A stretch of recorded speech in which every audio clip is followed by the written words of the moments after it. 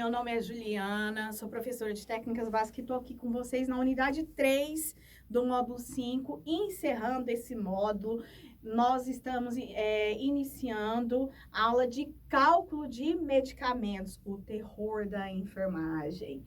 Mas nós vamos desmistificar esse terror e ver o quanto é legal e o quanto é fácil. Para iniciarmos, nós temos que saber quais são os objetivos para o cálculo de medicamento. Mensurar os gastos, nós devemos também realizar a segurança da introdução correta da quantidade e da solução do medicamento no paciente e a identificação e apresentação das concentrações dos medicamentos. Nós devemos identificar na bula, ou no DF, ou no AMA, ou no manual, o diluente e o valor indicados para a reconstituição, a solução e o volume indicado para a diluição e o nome genérico. Observação: solução é uma mistura homogênea constituída por duas partes diferentes. O soluto é o medicamento, o solvente é a água destilada ou soro fisiológico. O soluto é como se fosse o pozinho e o solvente é a parte líquida que vai fazer a introdução para formar uma solução. Para iniciarmos os cálculos, nós devemos saber algumas medidas básicas, conforme vocês vão observar aí. 1 ml é igual a 1 cc, que é igual a 1 centímetro cúbico. E 1 ml também equivale a 20 gotas, 1 litro equivale a 1000 ml, uma gota é igual a 1 miligrama. Esse próximo que nós vamos falar é muito importante, que uma gota equivale a 3 microgotas. 1 grama é igual a 1000 miligramas, 1 miligrama é igual a 1000 microgramas, 100 unidades internacionais é igual a 1 ml, 1 quilo é igual a 1000 gramas e 1 grama é igual a 1000 miligramas. Então, para iniciarmos, nós vamos falar sobre cálculo de gotejamento. Ai, professora, socorro! O que é cálculo de gotejamento? Observe conosco. Nós utilizamos algumas fórmulas. Então, nós vamos utilizar a gotas, que é o volume em ml. O volume tem que ser em ml. Se o volume estiver em litro, nós devemos transformá-lo para ml.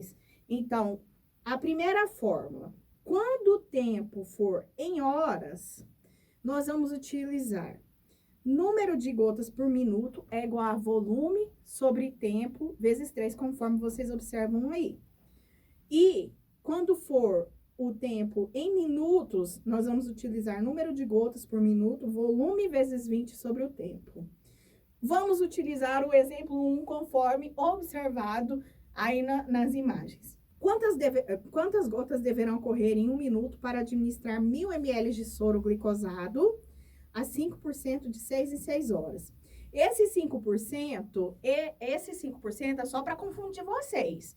Então, o que é o volume? O volume é o 1000 ml, aí vocês estão observando, 1000 ml. Então, a gente vai substituir a letra V por 1000 e a letra T, qual que é o tempo? 6 em 6 horas. Então, por 6. Então, é 1000 ml sobre 6 vezes 3. 1000 ml dividido por 6 vezes 3, 18. Número de gotas por minuto, 55,5 gotas. Existe 55,5 gotas? 51, 52, 53, 54, 55,5. Não existe. Então, nós devemos arredondar. Qual que é a regra para arredondar? Quando o número após a vírgula for igual ou maior que 5, nós arredondamos para mais. Se for inferior, para menos. Ou seja, 55,5 é igual a, conforme vocês observam aí, 56 gotas por minuto. O exemplo 2. Quantas gotas deverão correr em 1 minuto para administrar o seguinte soro prescrito? Então, vocês vão poder observar aí. Ah, tem o soro fisiológico 0,9, soro glicosado 10%, e aí vem. Então, o que vocês têm que fazer? O volume é a somatória da quantidade de medicamentos aí. Então, o volume é 200 mais 800 mais 8 mais 2 mais 1. Ou seja, o volume é igual a 1011 ml. E qual que é o volume? 1011 dividido por qual que é o tempo de 6 em 6 horas novamente. Então, 6 vezes 3, 18. Então, o número de gotas é igual a 56,1. 56,1 gotas são quantas gotas? Arredondando, 56 gotas. Nós temos o cálculo de gotejamento de microgotas.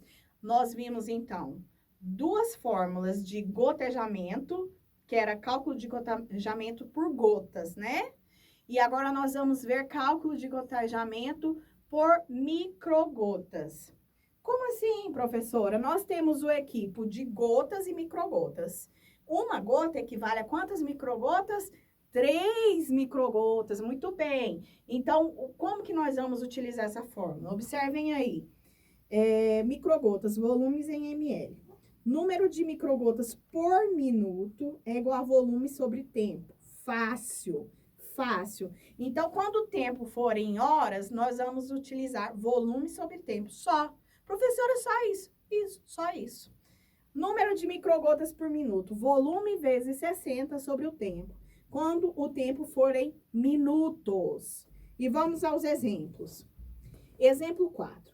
Quantas microgotas nós devemos ficar atentos? Gotas ou microgotas? Então, quantas microgotas deverão correr em 1 minuto para administrar 300 ml de soro fisiológico 0,9 em 4 horas? Aí, nós vamos utilizar qual a fórmula? É em hora, o tempo é em hora, né? Então, volume sobre tempo, 300, que é o volume, dividido por 4, 75 microgotas por minuto. Fácil. Nós temos o próximo exemplo. Quantas microgotas deverão correr em 1 minuto para administrar 100 ml de soro fisiológico em 50 minutos? O tempo é em horas ou em minutos? Minutos. Então, qual é a fórmula que nós vamos utilizar? Volume vezes 60 sobre o tempo.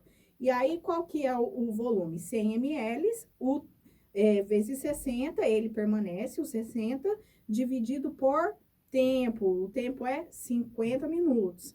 Então, 60 vezes 100, 6.000, dividido por 50, igual a 120 microgotas.